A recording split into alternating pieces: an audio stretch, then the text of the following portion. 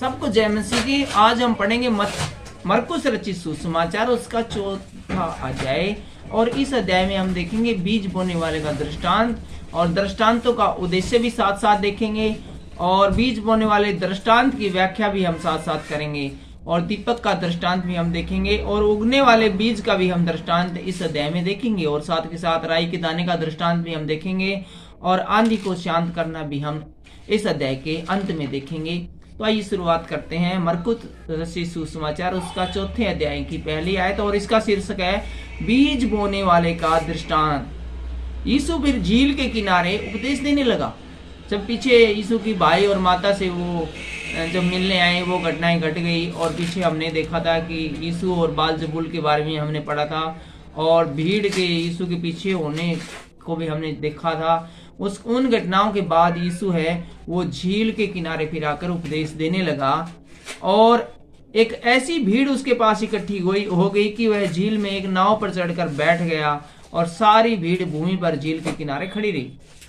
भीड़ के किनारे जब यीशु मसीह है वो प्रवचन कर रहे थे, तो इतनी भीड़ इकट्ठी होगी बहुत ज्यादा। तो यीशु मसीह ने क्या कहा कि मैं एक झील में खड़ा हो जाता हूँ, झील के किनारे, और उस किश्ती के अंदर खड़ा हो जाता हूँ, और बाकी जो लोग हैं वो जमीन के ऊपर खड़े थे, और यीशु मसीह वहां से प्रवचन कर रहे थे, ताकि यीशु के बीच में और लोगों के बीच में थोड़ा अंतर रहे, क्योंकि लोग जानबूझकर यीशु के अंदर गिर पड़ते थे, और विशेष रूप से जिन लोगों में दुष्ट आत्माएं थी, में दुष्ट आत्माएं वाले विशेष रूप से यीशु के अंदर गिर पड़ते थे, जिसको कारण की काफी जो वहाँ का माहौल है वो थोड़ा सा अफरा तफरी सी मच जाती थी। इसी चीज से बचने के लिए और शांति पूर्वक अपने प्रवचन अपने विचार लोगों को सुनाने के लिए यीशु मसीह झील में किश्ती के ऊपर खड़े थे, और लोग है वो जमीन के ऊपर खड़े थे। आशा है आप पूरी जो वहाँ की सिचुएशन थी उसको समझ गए होंगे। दूसरी आयत में लिखा है, और वह उन्हें दृष्टांतों में बहुत सी बातें सिखाने लगा। और यहाँ पर यीशु मसीह है वो दृष्टांतों के माध्यम से, किस्से कहानियों के माध्यम से, एग्जाम्पल्स उदाहरण के माध्यम से लोगों को परमेश्वर के राज्य के बारे में बताने लगा। और अपने उपदेश में उसने कहा, और अपना जो उपदेश यहाँ पर स्टार्ट किया उसमें कहा, सुनो, एक बीज बोने वाले ने बीज बोना है वो शुरू किया। किस प्रकार से शुरू किया? बोते समय कुछ मार्ग में किनारे गिरा, और पक्षियों ने आकर से चुग लिया। तो बीज बोने वाला वो बीज बोने के लिए निकला, तो वो मार्ग में जा रहा था, तो उसने कुछ बीज है वो जब गिराया तो वो मार्ग के किनारे गिरा, जैसे रोड के किनारे गिरते हैं ना, ऐसी कुछ बीज गिर गया। कुछ पथरीली भूमि पर गिरा, और उसको बहुत मिट्टी नहीं मिली, और गहरी मिट्टी न मिलने के कारण वह जल्दी उग गया, और जब सूर्य निकला तो जल गया, और जड़ ने पकड़ने के कारण सूख गया। और कुछ झाड़ियों में गिरा, और झाड़ियों ने बढ़कर उसे दबा दिया, और वह फल न लाया। परंतु कुछ अच्छी भूमि पर गिरा, और वह उगा और बढ़कर फलवंत हुआ, और कोई 30 गुना, कोई 60 गुना और 100 गुना फल लाया। तब उसने कहा, जिसके पास है, जिसके सुनने के कान हो वो सुन ले। यहाँ पर यीशु मसीह है वो लोगों को एक दृष्टांत के माध्यम से परमेश्वर के राज्य में प्रवेश करने का मार्ग बताते हैं, और बताते हैं कि एक बीज बोने वाला घर से निकला बीज बोने के लिए। तो कुछ जो किनारे पे गिरा था, सड़क के किनारे गिरा, गिरते ही पक्षियों ने देख लिया कि बीज गिरा हुआ है, और पक्षियों ने तुरंत उसको चुग लिया, खा लिया। उस बीज का किस्सा समाप्त। इसी प्रकार से जब हम सुनाते हैं या सुनते हैं, तो कुछ ऐसे लोग भी होते हैं जो कि सुनते हैं भाई अच्छा है, उधर वचन सुनाते हैं, मन को शांति मिलती है, और बीमार है वो चंगे भी हो जाते हैं, और लोग काफी उन्नत होते हैं। चलो सुनते हैं क्या चर्च में क्या कहते हैं पादरी जी, तो आते हैं, थोड़ी देर उधर बैठते हैं वचन में, और कभी व्हाट्सएप पे मैसेज आ गया, कभी फेसबुक पे आ गया, कभी किसी का फोन आ गया, कभी उसको कोई किसी बात की चिंता रहती है, यार आज वहां जाना था, ये करना था, तो उसका वचन पूरी तरह से ध्यान में लगता ही नहीं है। वचन तो उसके पास पहुंचा, लेकिन उसे ठीक तरह से ग्रहण नहीं किया, इसलिए वो वचन क्योंकि उसके पास तक तो पहुंचा, उसके अंदर तक तो नहीं जा सका, क्योंकि उसका ध्यान और कहीं था। इस कारण वो वचन उसके जीवन में कोई कार्य नहीं करता। जैसे वो चर्च से बाहर निकलेगा, वो वचन भी निष्प्रभावी हो जाएगा, क्योंकि उसका ध्यान ही नहीं था सुनने के लिए। जब तक ध्यान से सुनेंगे नहीं तो हम अंदर ग्रहण नहीं करेंगे, और जब तक हमारे चित्त में वचन नहीं जाएगा तो अपना काम कैसे करेगा। एक एग्जाम्पल देता हूँ, आपके पास एक टीवी है उसको आप लाइट के पास रख दो और उसका तार भी लगा दो उसके अंदर, लेकिन स्विच ऑफ नहीं करो, स्विच ऑन नहीं करोगे लाइट में से, तो तब तक वो काम कैसे करेगा। तो ये जरूरी है कि स्विच ऑन करे प्रॉपरली, तब उसके अंदर लाइट आएगी तब काम करेगा। ऐसे ही वचन है, जब वचन हमारे अंदर प्रवेश कर जाएगा तभी काम करेगा।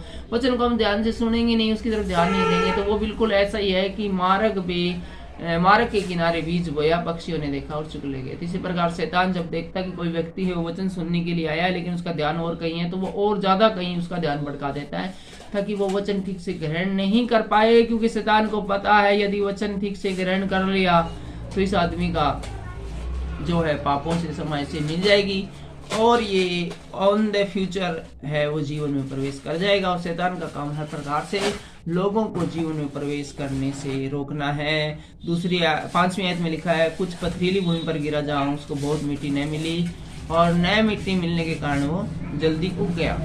तो कुछ लोग है वो यहाँ पर है वचन सुनने के लिए आते हैं, थोड़ा ध्यान देते हैं, थोड़ा उनको बहुत अच्छा लगता है तो थोड़ा उसकी तरफ मनन करते हैं और जल्दी ही वो सारी बातों को फॉलो करने लगते हैं जो कि वचन में आगे बढ़ने के लिए जरूरी है, लेकिन वो बस थोड़े से समय के लिए होता है। उसके बाद है जो वो बाकी मसीह लोगों से थोड़ा अलग चला जाता है, कहीं नौकरी लग गया और हो गया, तो फिर वो वचन उसके जीवन से धीरे धीरे चला जाता है। और जब सूर्य निकला तो वह जल गया और जड़ न पकड़ने के कारण सूख गया। तो जिस प्रकार कोई थोड़े सा अच्छी भूमि पर वो जो गिरे और जल्दी तो उग जाए वो लेकिन वो ज्यादा जड़ न पकड़ने के कारण वो ज्यादा समय तक टिक नहीं सकता। इसी प्रकार से वचन जब हम सुनते हैं उससे थोड़ा ग्रहण करते हैं लेकिन वो माहौल से थोड़ा दूर हो जाते हैं, तो जिस प्रकार सूर्य लगने से वो जो बीज जल गया, इसी प्रकार से वचन भी हमारे जीवन से थोड़े ही समय के बाद वो नष्ट हो जाता है। कुछ झाड़ियों में गिरा और झाड़ियों ने बढ़कर उसे दबा लिया और वह फल न लाया। कुछ भी जो जिस प्रकार झाड़ियों में गिरता है लेकिन वो बढ़ता है लेकिन झाड़ियाँ उसे बढ़ने नहीं देती है। इसी प्रकार से हम तो या फिर कुछ लोग तो जीवन में वचन में आगे बढ़ना चाहते हैं, लेकिन जो वर्तमान हमारी परिस्थितियां हैं, जिस प्रकार का रहन सहन है, वो जो है वो सब वचन में आगे नहीं बढ़ने जाता है और वचन एट द लास्ट है वो उसके जीवन से जाता रहता है। परंतु कुछ अच्छी भूमि पर गिरा और वह उगा और बढ़कर फलवंत हुआ, और कोई 30 गुना, कोई 60 गुना, कोई 100 गुना। लेकिन जो कुछ अच्छा बीज था वो अच्छी भूमि पर प्रॉपरली तरीके से अच्छी गहराई में बोया गया और वो बहुत फल लाया। इसी प्रकार से जो लोग एक बार मसीहत में आ जाते हैं, बपतिस्मा लेते हैं, वचन सुनते हैं और परमेश्वर के बताए हुए मार्ग पर चलते हैं, अंततः स्वर्ग का राज्य ऐसे ही लोगों को बनाया है। और अंत में यीशु मसीह कहते हैं जिसके सुनने के कान है वो सुन ले, कि जिसके पास है उसे और दिया जाएगा और जिसके पास नहीं है उससे वो भी ले लिया जाएगा जो कि उसके पास है। तो हमें इस बात पर गौर करने की जरूरत है कि हमारे को जो मिला है, परमेश्वर का वरदान मिला है, उसका हम किस प्रकार से फायदा उठाते हैं।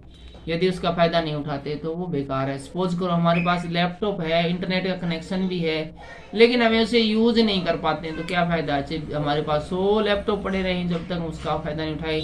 हमारे पास बाइबल है, बहुत सारी बाइबलें हैं, हम खुद उसको पढ़ेंगे नहीं तो हमारा क्या उतार करेगी, वो क्या फायदा उठाएगा।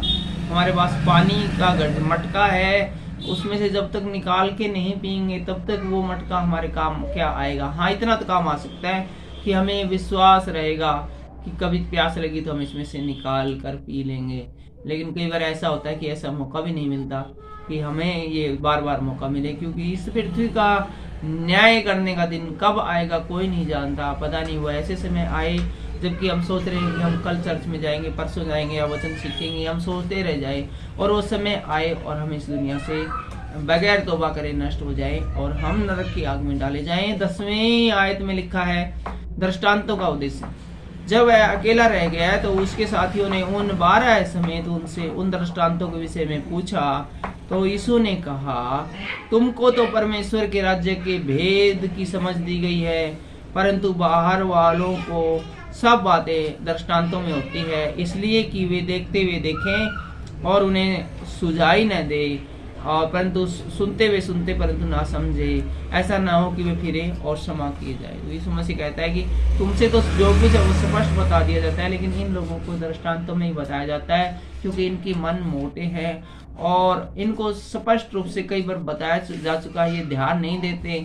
इन्होंने आज से पहले ध्यान नहीं दिया तो अब क्या ध्यान देंगे। इसलिए कोशिश की जा रही है कि इन्हें सीधे सीधे नया बताया जाए, ताकि ये इन्होंने जो घिनौने कार्य किए हैं उसकी वजह से इनके मन है वो कठोर हो गए हैं और ये जीवन में प्रवेश न करें। और आगे हम बढ़ जाते हैं। तो आगे का जो शीर्षक है वो है बीज बोने वाले दृष्टांत की व्याख्या। तो हमने जो किस्सा अभी बताया था बीज बोने वाले का दृष्टांत, तो यीशु मसीह है उसको एक्सप्लेन करते हैं कि उसका क्या मतलब है।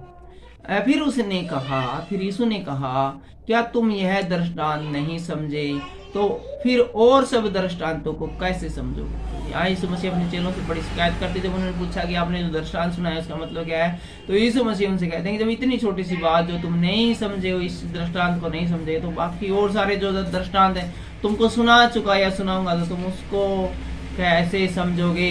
बीज बोने वाला वचन बोता है जो मार्ग के किनारे है जहाँ वचन बोया जाता है। ये वे है जब उन्होंने सुना तो शैतान तुरंत आकर वचन को जो उसमें बोया था उठा ले जाता है।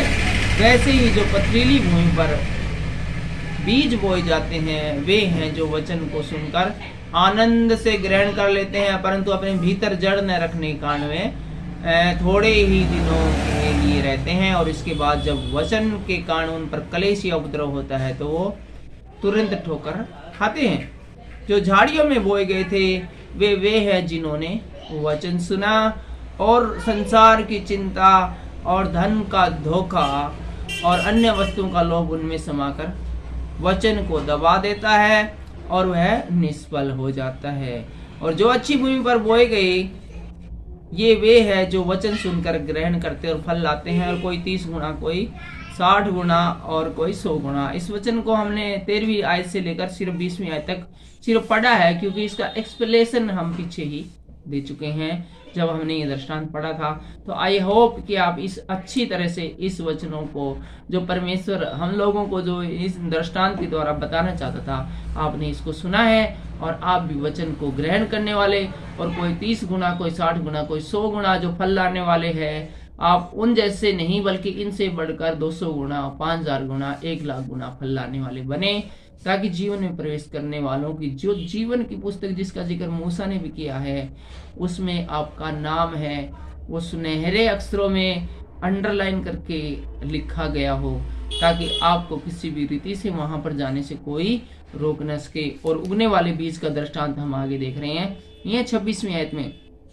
तो यीशु ने कहा, परमेश्वर का राज्य ऐसा है जैसा कोई मनुष्य भूमि पर बीज छींटे और रात को बोए और दिन को जागे, और वह बीज ऐसे उगे और ऐसे बढ़े कि वह न जाने।